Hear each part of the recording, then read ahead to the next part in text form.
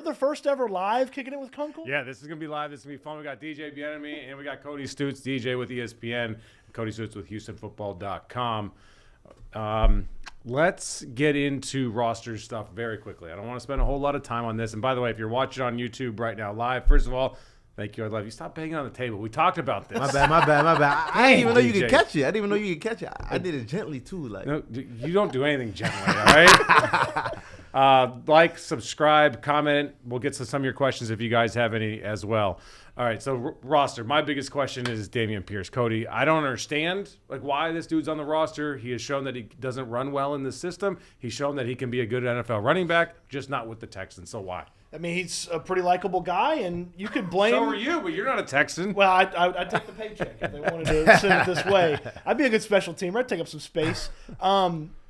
I think there's a little bit of blame you could put on the offensive line. Now, the preseason performances weren't good, but you know it's more than just the preseason. It's the whole 20 or something practices of training camp, and there were some moments it wasn't all bad. But he wasn't good last year, the full season. Yeah, but I feel like he looked better in the practices than he did last year. So there was improvement over last year, even though he's not some amazing wow, he's going to be a great number 2 to Joe Mixon's number 1. Right, as Cody said, last year in training camp practice, we just missed it, but I can't remember a single good run he had last year in training camp practices. So we just kind of overstepped it. He'll be fine, but that wasn't the case. This year, we've actually seen him have some good runs, and I think nowadays in 2024, it's more about how you look in practice than it is how you look in the preseason, because most guys aren't necessarily, most starters or backups aren't playing that much in preseason anyway. So it's really about what you do in practice. 'Cause again, if you have the chances of, let's say you have 3 great preseason games, but you're how about a great preseason run? How about a great season? When you compare him and Cam and you watch them, it's obvious. But Cam was going against, guys that are and had those same guys blocking.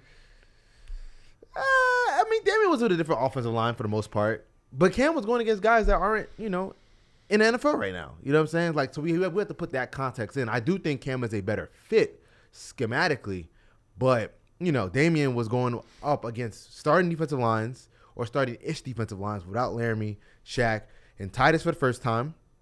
Then the second time, no Laramie. You did have Shaq and you did have Titus, but we've seen throughout, this tenure under D'Amico, they can't really run the ball effectively, consistently. Mm-hmm. Yeah, actually, Damen Pierce's issues running the ball and some of the stuff we saw in practice when it didn't look good didn't necessarily get me worried about Damen Pierce as much as it got me worried about maybe their ability to run block well as an offensive line. Right. Because, again, we have last year to fall back on. Even though Devin Singletary stepped in and he ran well, they still were a bottom half run offense, right? They were in the mid-20s, so they never ever became a team that you can count on to get you over 100 yards rushing per game. And the hope is Joe Mixon's going to fix some of that. Just because, Bobby Slowick, he was very flippant about it, but not on purpose. It was what do you like about Joe Mixon? I like that he's a good running back. He does everything really well. Right. And if Mixon is Joe Mixon, Damen Pierce and Cam Akers and Daria Gumbawale won't matter. Yeah. 61 carries for backup running backs in Cincinnati last year. Yeah. 61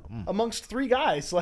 If Joe Mixon is Joe Mixon, they won't have to worry about a Damen Pierce or a Daria Gumbawale or a Cam Akers or a British Brooks. So who's the emergency plan here? Is it Damen or is it Cam? I think it's running back by committee. If Mixon missed time, I'll agree with that. Yeah, running back by committee, ride with the hot hand. But again, for me, I've been pretty consistent with this. Whoever's the backup running back isn't going to affect the wins and losses for the Texans. I know people like to discuss it, and it's a fun topic, but in reality, what's going to, when you actually go through the list of what is going to be the key for the Texans to win games, it's going to be how they are on third down offense and defense, pass protection, can they get after the quarterback, turnovers, kicking game. Running back 2 is so far down the list, but it is fun to talk about because it's not like people are saying should Damen Pierce be the backup or not. It's should Damen Pierce be on the roster, which is a more compelling conversation to have, which gives more, I guess you could say, hot take type of comments and things of that nature. It's more fun. It's a better conversation versus should Damen Pierce be backup running back. And here's the good news. If this is the hottest button topic with the Texans, that you have a good team. Yeah. Texans are a good team because the biggest controversy right now is the backup running back or the emergency running back. Yeah. So when you're having that debate versus the debates that have been having like years ago, like Right. who the hell's going to start at every position across the field? Outside of Laramie, who's playing? Right. So now that training camp is done, we're now here. It's week 1. Like, thank God the season is finally here because this was the most boring training camp for a good reason that I've ever been around because all the starters were nailed. You have all your starters, you got pretty much all your backups, and if you're missing a backup or two, you have like your third string guys. So that's 44 roster spots. Then you got punter, kicker, long snapper, all taken care of. So we're talking about like 4 roster spots that. Right. Yeah. And then none of those guys are truly impact players. They might come in to play down the stretch only because it's all about staying healthy in the league. So now that we're here, all that said and done, how you feeling headed into week 1? What are your thoughts against the Colts, Cody? I mean, I love this matchup. It's a potential marquee matchup later in the season. I don't know that it's as marquee in week 1 as it could have been somewhere else in the schedule, but it's a great way. The final week last year. Yeah. It's a great way for both these teams to start because this is potentially the AFC South for the next few seasons. Right. I think those are the 2 best coaches right now. Right. I know Doug Peterson's got a Lombardi, but he's not the same guy. Okay. So I think these are the 2 best coaches. He doesn't have Nick Foles anymore. It's 2 really good rosters that, there's some holes here or there for both sides, but I love this matchup, and we'll find out if it's going to be the next, the top 2 quarterbacks. I don't have a high level of belief in Anthony Richardson. He wasn't. I don't know how you would. He wasn't consistently successful at Florida. He's never stayed healthy. I mean, this is a guy who got hurt dancing before a game on a Friday night. That's true. Okay, in college. All right? He played 4 games last year. I don't know how anybody gets super excited about him until he puts it together for at least half a season. And then we know what the Texans bring to the table. And the sort of the budding rivalry between the players between these 2 teams. Right. Yeah, no, this is going to be very interesting. I mean, I think both sides can go into feeling like these are things that we can really exploit versus the other team. Like the Texans can go into it and think they don't have anybody that can guard our receivers, period. Like they can legitimately feel that. 4 of them. Right. With Dalton. Right. And CJ's best games outside the Tampa Bay Bucks game were against the Colts, right? Like I think his total number, was 648 yards passing. 4 touchdowns, 1 interception against the Colts. I think week 2 he set a record. Well, he didn't set a record, but he came really close to Matthew Stafford for most passing yards for a quarterback of that age, which was like I think 384. That was his coming out party. Yeah, that was like his real coming out party that people dang. don't really realize. Like that one when I was like, oh no, it's gonna be a rookie of the year because for you to throw for almost 400 yards in your second start, people talking about garbage stats and that. No, that's not a thing for me unless it's like 5 minutes left in the fourth quarter, you down by 1,000,000 points. But they weren't, and he almost made it a game. Mm-hmm. So there are matchups that he can exploit. But on the flip side, there are matchups that the Colts feel like they can exploit in the sense of if they can consistently make it 3rd and longs, they can feel all right. Even though our secondary isn't great, our front should have enough time to get to their quarterback. And then again, like if you flip it, the Colts had success running the ball against this defense last year. What is with AR, what with JT in the last game? Because again, if JT doesn't get hurt, the Texans don't go to the playoffs last year because he was going crazy in that last game. So they feel like, all right, we should have success running against them, even though they added Daniil. But they kind of got, in my opinion, took a step back on the defensive tackle spot because Sheldon and Malik are really good defensive tackles. And if they can get their running game going, they'll be able to put AR in 2nd and manageable and 3rd and manageable, so he's not going to be in the 3rd and longs. So it's going to be a really, really interesting chess match to see who can make the other side play left-handed. So that's what I'm excited for because Jonathan Taylor, I did this last night on the 6 o'clock show, has been unbelievable against the Texans. He's averaging like 135 yards a game against the Texans. Wow. I mean, he hasn't been able to be stopped. And Anthony Richardson's the wild card because you can't plan for him. You don't know if he's going to have what could be a really great, wild, weird game of scrambling and ad-libbing and improvising, or if he's just going to be a really bad quarterback that day. And that's kind of where I am on Anthony is like boom or bust, Twitter highlight quarterback type of dude. I don't know that the Texans are in a position that they want to face this team week 1 because no Danico Autry, no Christian Harris, and like that makes me nervous. To be fair though, they are as healthy as they could have been. I mean, but like the two guys that you want against a rushing attack. Sure. I mean, Autry and Harris not being there is certainly an issue, but I mean, they spent last year's first game with backup safeties. I mean, they were playing backups a ton at the end of last year when Taylor was having a lot of success. Like, they are as close to the 11 guys they want on the field to start a game on defense as they may be all season. And so that's got to be a little exciting for DeMeco Ryans and the defensive staff because, like, we got to do, like, Jimmy Ward's going to be there. Jalen Petrie in a new position is going to be there. Right. Like, Azeez Al-Shire's on the team. Like, we all think Will's going to play. Will Anderson's going to be there. Daniil Hunter's good. They've got guys that they feel like, while not as touted as the defensive tackles from last year, that handle exactly what they want the defensive tackles to handle. Like, yeah, there's a little issue. Like, would I feel better if Christian Harris was there? Certainly. But they've got what they need, I would think, to at least have a good shot to slow down Jonathan Taylor in the rushing. Jokes aside, I would rather play with backup safeties than with those two dudes out, though. Because, like, the backup safeties can come down and make, like, a play. Right. Like, after it gets past the defensive line and then the linebacking core. Yeah, I'm kind of with Will on that. Like, yeah, exactly. Cody. Losing the Get with it. losing Nico Autry and obviously no Christian Harris against this type of offense, right? They're gonna try to get Anthony Richardson on the edge, right? And Christian Harris, what he's really good at is going sideline to sideline because he has like 4.4 legitimate 4.4 speed, right? So losing that and then replacing that either Henry To'oTo'o or Jake Hansen, that isn't necessarily like a step down. Yeah, that's not ideal. Yeah. But and are we really trusting Mario Edwards at this point? Like, he's been around the league, hasn't been very successful anywhere. I know a lot of you guys that know football really well are higher on him than I am, only because I'm in this camp of, well, you haven't done it yet, so like, why am I gonna just buy in now? Will hates veterans. Yeah, he's like, if you've been on more than 2 teams, but he hasn't stuck anywhere, and guys that are good up the middle stick. Yeah. I just have to trust, and DJ, I want to see what you think. Like, I just have to trust when they say, "Oh, this is the perfect system for him," that this is actually the perfect system for him. DJ doesn't buy into that. What are they supposed to say, right? Like, this is the second best system for him. I mean, that's what I'm kind of. All the other systems have been terrible. It wasn't his fault. I mean, so at the D-tackle, you're gonna have Foley Fantashaski, and then you're gonna have Mario Edwards. So Foley played in the system before, and he's known for being a run stopper. So my thing is, all right, if they can have success at stopping the run and get them in 3rd and longs, okay, now you can have Will and Daniil tee off. But if you can't, now it gets a little tricky because it's 3rd and 5, right? You can just live in quick game and be able to get the ball out.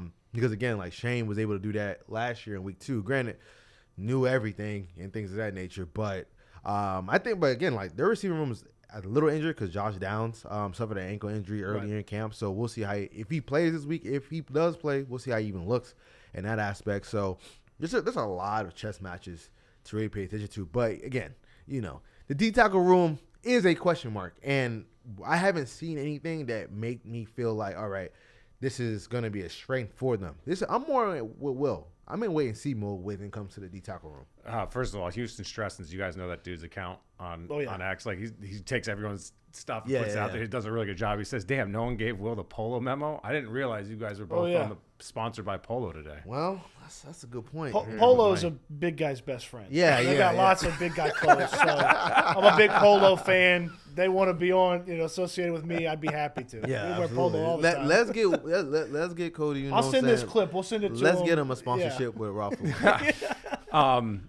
Are you guys stressed about Will Anderson? Someone else is asking that. I'm not stressed, but I'm also like, Christian Harris, we weren't really sure, and then all of a sudden IL for 4 weeks. So I don't think I'm stressed until I need to be. I don't know though. If I hadn't seen him doing like these crazy warm-up workouts over on the side, I think I'd be a little worried. Okay. But just the workouts and the amount of time that he spent, like, because sometimes if you hear us say somebody's working out on the side, sometimes they do like 20 minutes, they go inside. They're done. They don't do anything. Will was doing like the whole practice of like workouts and agility drills and testing the ankle and stuff, and then he'll kind of mosey over looking like he jumped in the pool, and he's like, oh, okay, watch a little bit of practice there at the end. It's like he's done enough that I feel pretty comfortable saying he's going to play. And I mean, 100% probably not, but 90, 95%, I feel pretty comfortable. Yeah, listen, you'd rather have Will. I think Will's going to play because I think even though you added Daniil, I do feel like the depth of the defensive line has regressed compared to last year.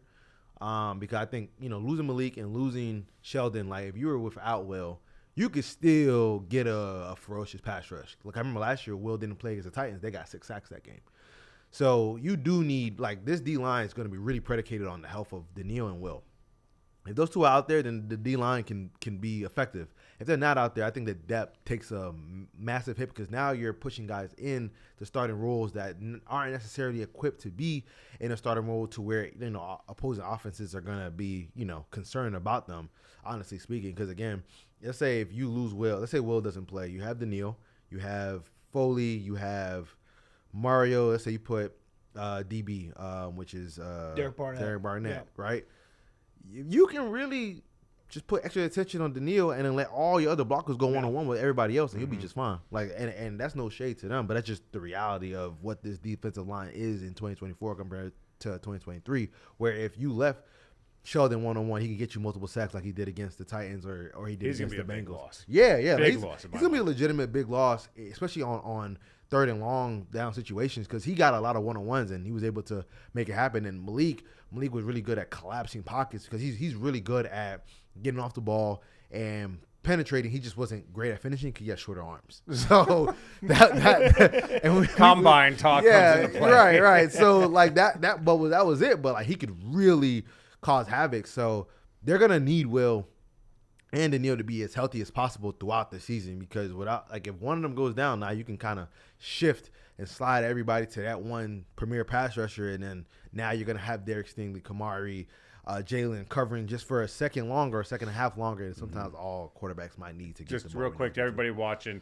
Just please like the video, share the video, and chime in as well here on YouTube as well. Kicking with Kunkel, DJ Bien-Aime and Cody Stoots, HoustonFootball.com, and ESPN. What he said. I'm just saying what he said. What he Ditto. Said. Ditto. I want to go big picture with this team for people that aren't like it's like so in the trenches as we are. As we're talking like middle of the line, Christian Harris, Jalen Petrie. I want to get to in a little bit here as well.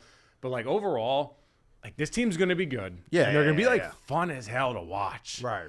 Because I don't know if they're going to create the push on the offensive line for the running game. I don't know. I hope they do because then forget about it because then you got all aspects of the offense clicking. Right. But offensively in the NFL, if you have a quarterback and you have some good receivers, which they have all the good receivers and a tight end and a running back, like this team's going to be fun to watch. Is this going to be the best team that you've been able to cover here at the Texans or at least the most fun to watch? Where does it rank? I mean, I think the excitement level's never been higher for this team or this organization outside of the first season when it was like football's back. And then the talent level. I mean, this is about as deep as it goes. And I was thinking about it the other day. It's like, okay, what's the closest from a talent level perspective? And it was like the 2012 Houston Texans team. And it's like, okay, Watt's kind of started to come on a little bit, but he hasn't quite ascended to where he was going to be just yet. He wasn't 3-time Defensive Player of the Year, J.J. Watt. And they had some other nice pieces. And like Matt Schaub was a good quarterback, but Matt Schaub is not C.J. Stroud. Right. And then they had Andre, but that was kind of it from a receiver standpoint. Right. And, they had Owen Daniels, but, it was Andre and then Owen Daniels. Now it's you got to go 3 guys deep before you can get to the tight end. You talk about Dalton Schultz. So it's a loaded team. It's a fun team. And sometimes I'm rooting for him to not run the ball. I'm like, air it out. That's fine. Throw it. Throwing the ball is more fun. It's the home run of football. Right. I think the team obviously has a lot of talent. I think, the 2018 the 2019 Texans team, I think it compares closely. Obviously not. We'll see how the season finishes out before we start putting them in that next bucket with the 2 teams that went to the divisional round. But I do think this team has potential to get to the AFC Championship game overall.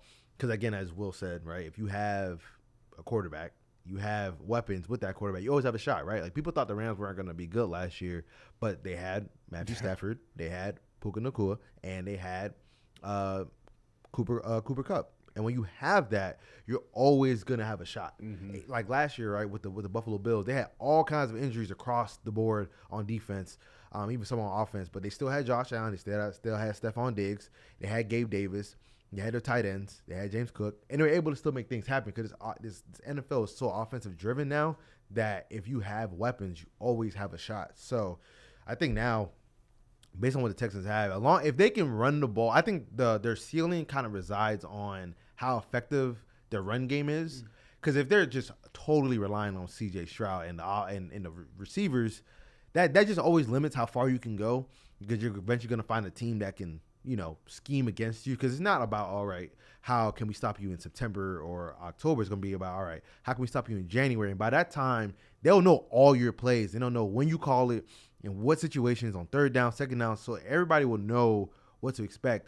But what you can't prepare for, even if you know what's coming and if you can't stop the run, then there's nothing you can do. Right. So if they can be balanced in that aspect where they can still run the ball with effectiveness, now that just makes them impossible to bear because imagine C.J. Stroud with those weapons in 2nd and 5 in January versus 3rd and 10, which they were a lot in against the Ravens. Yep. Let's do this because I think a lot of people have different views on this. And so who's going to be the 1, 2, 3 wide receivers? I think this is the biggest fun debate with the Texans right now because it's really all there is. We're all on the same page with everything, which is a good sign.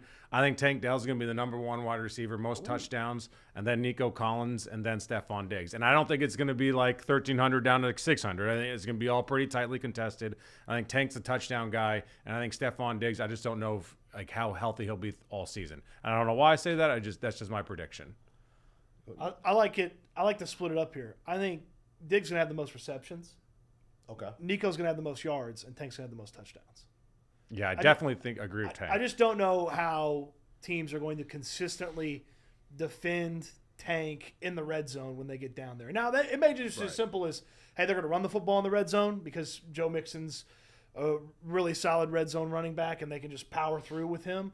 But, short red zone or, right inside the red zone, I just don't know how they're stopping Tank on a consistent basis when there's all that attention on those other guys. Too. Yeah. I'm kind of agreeing with you there, right? I think gross.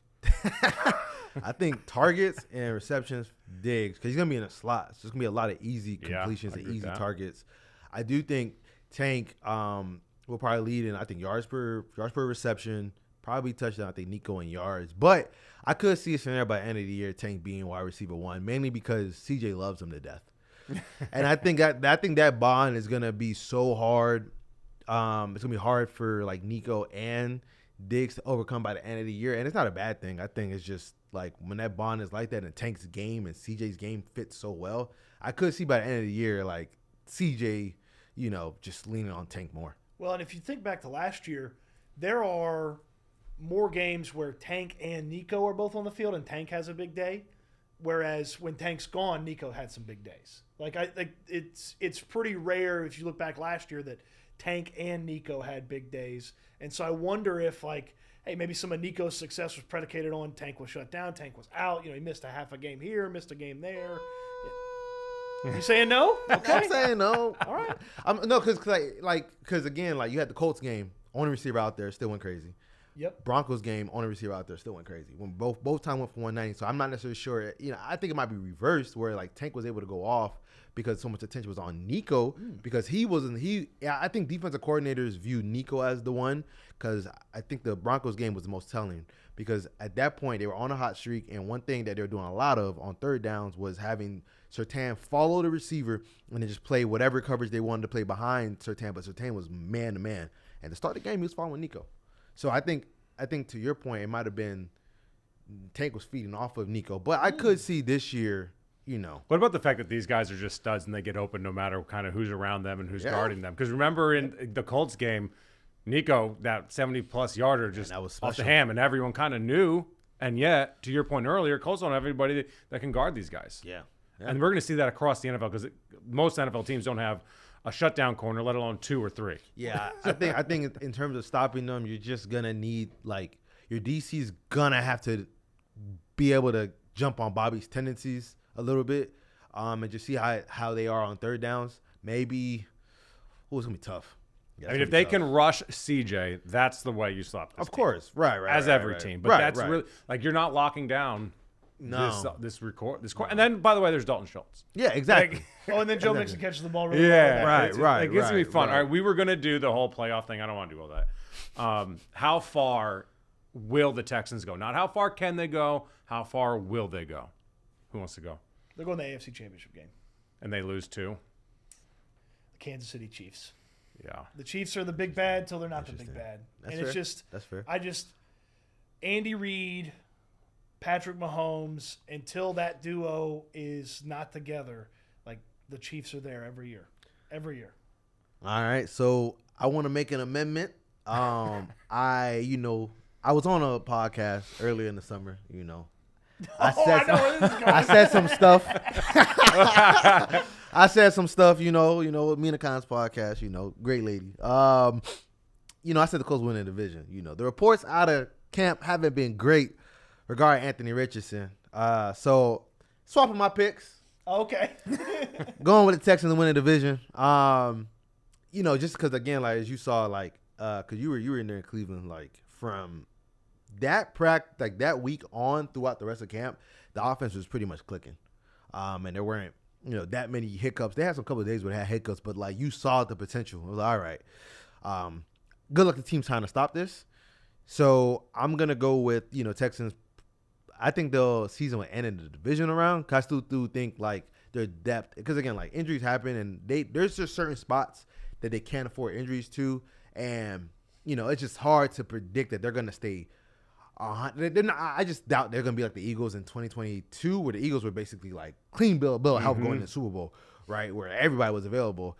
And they're not a team that if they suffer injuries, they'll be able to like overcome it after a while once they get deeper into the playoffs. So I think there's some depth issues that I have concerns about.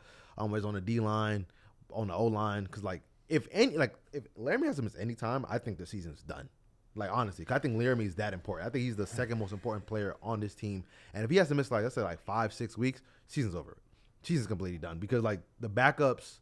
Like the drop off, because we've all seen that practice. When Laramie's out there, the offense looks like they can run the ball. CJ has a second longer to throw it. When he's not out there, they can't. There's times where they can't function. Like I remember the Rams practice, they started off hot, right? It was boom, boom, boom, boom, boom, and then Laramie stepped out. It was,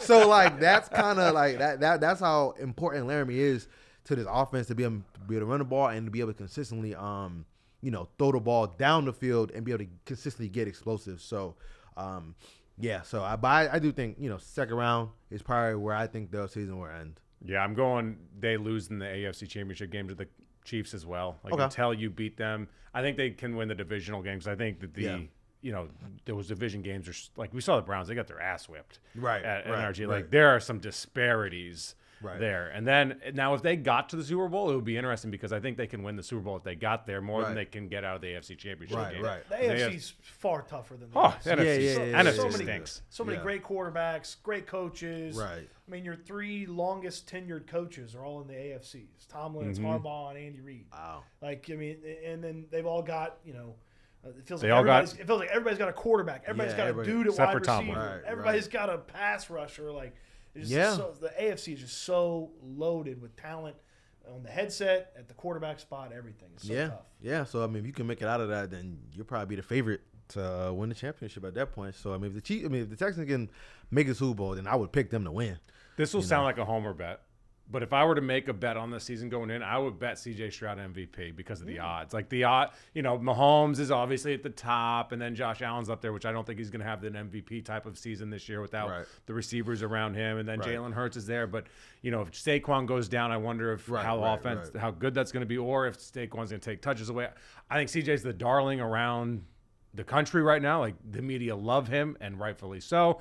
And there's so many weapons around him, and they're going to be a pass-first offense. So, like, odds dictating, like, get bang for your buck. I love the C.J. Stroud for MVP bet. I think that's a good bet. I think Mahomes going to win, though. Yeah, for sure. Like, he's the leader. Like, I wrote down, like, he's my MVP. Yeah. Chiefs beat 49ers. All chalk, no shocks. But there's a reason that consistently happens because they are the best. I am surprised from the gambling side of things how low some of the Texans players are in some of like the awards and conversations and things like that. Like, I mean, Derek Stingley because he's a cornerback, but like there's good value in you want to put a little sprinkle on if Derek Stingley plays 17 games. You said that last time we were in here. Yeah, and then through training camp, he looked incredible. He was great. He was great. Their argument, he might have been the best player at camp. Yeah, he was awesome. I agree entirely. He was awesome, but like even even Will Anderson's, defensive player of the year. That'd be a huge jump. Doesn't really happen very often in the NFL. But even Danielle Hunter's like 35, 36 to 1. It's like, I mean, I don't think there's any scenario where Danielle could win defensive player of the year. But people get enamored with stats sometimes. And he had 16 and a half, and he didn't come close. If he improved on 16 and a half and had the league leading tackles for a loss again, he'd get votes. I think defensive player of the year is a popularity contest.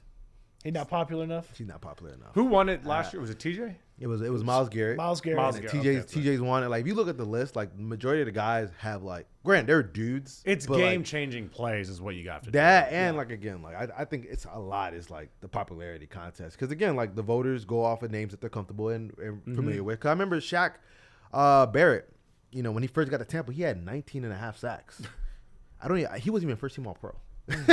No, I think you're right. Yeah, so, like, I think Will would have a better shot than Danielle because Will is a bigger name. Yeah. I think Derek would have a better shot because he has a bigger name, number 3 overall pick. Danielle, just a good to great pass rusher, and that's kind of that. That's how they're gonna do them, right? Like, and again, like, he's in the Houston market, like that plays a factor too. Like, unfortunately, right? Because like Laramie still hasn't made an All-Pro, and he's been arguably the best left tackle in the game. Still hasn't even made an All-Pro, right? Not even our first or second team. And I think the market plays a big factor in that. It's because the team stunk. Like now, even last year, I think some of the awards will, start to come when you're on a better team because Houston's a big market if they're good. Yeah, and that's the issue. You got to be good because like you see Green Bay be good now. Obviously, there's the historical factor. Yeah, well, it's one of the most legendary franchises in the NFL. But it's like the Steelers stink, but they've been around forever. It's like they get a lot of like Giants stink, and that's obviously New York like media, right? The Giants went 9-7-1, and Andrew Thomas got first team All-Pro. Yeah. Okay. Like, to wrap this up very quickly, Colts game. What's the prediction there? The Texans beat them by about 10. Damn. I got Texans winning 27, like 21. Yeah, I got Texans winning like 31-28. I think it's going to be a tight game. I think it's going to be an ugly game because I don't think that the defense is going to be – we always see bad defenses in the week 1 of the NFL because there hasn't been tackling. They haven't had the snaps. It's just kind of ugly. There's a lot of miscommunication type of deal. Right. And I think that Jonathan Taylor continues to do what Jonathan Taylor does. Like, he's a really good running back. We're missing guys up the middle. It's going to be back and forth, but I think Anthony Richardson ultimately is not going to be nearly good enough to go toe-to-toe with C.J. Stroud. I mean, if he's going to get 28 points, he might. But I think it's a running game. Oh, okay. Like, I think so it's going to be you can run with Jonathan Taylor up and down the field, and then Anthony Richardson kind of around in the red zone is a threat. Whereas C.J. Stroud is going to just cook all day long. Right. That's fair. And it's in a dome. Like, I think we got to pull up the stats on that. What I got to figure. I'm going to ask Next Gen Stats or Sig. What's C.J. Stroud's stats in a dome? Because, like, I feel like every time he's in a dome, whether home or Colts game, like, he just goes ballistic. And it was the opposite outside. Well, the Bengals game was outside, but that Jets game was horrible. That Ravens game was horrible. Now those are good teams, good defenses. I understand Carolina was horrible. Oh man. Like, to be fair, Atlanta was not great. It was in a dome. They settled for a bunch of field goals, but he didn't have that pass to Dalton Schultz to give him the lead at the end. Pretty great. Yeah, man. All right, as we wrap up, tell people. Dome CJ, I like that. That's good. Okay, all right. Tell the people where to find your work, Cody. You just throw it in your Google machine. Houston football, Cody Stoots. You'll find it. Machine. And how about you, DJ? You can find me on ESPN.com on the Texans blog. I got a CJ story coming out next week, so be on the lookout for that. What's that about? Just him, what he has to do to have an encore or improve in year 2. I've been doing a lot of reporting on that, so it'll be pretty cool. People are excited that you've switched your pick. I mean, the report. I can't lie. My eyes told me too much. I read the reports. The reports aren't great. He was saying all sorts of crazy things. He's like, Indianapolis has better barbecue. Indianapolis has better steaks. Indianapolis has better seafood. Indianapolis probably does. Spicy shrimp. They might have better. They might. I don't think they might have better what? They might have better steak. I like their steak. Steak kind of all the same. All comes from the same ranches. At this point, it is because it's so easy to get the steak wherever it needs to be. Like 50 years ago, when it was very regional, I'm sure it was. That's a good point. All right, we're gonna wrap on that. All right, Cody Stoots, DJ Bien-Aime, thanks you guys for watching. Kicking it with Kunkel again. We're gonna have another episode next week. This will also be out throughout the week as well on Friday on Fox Local. Thanks for watching, guys. Peace.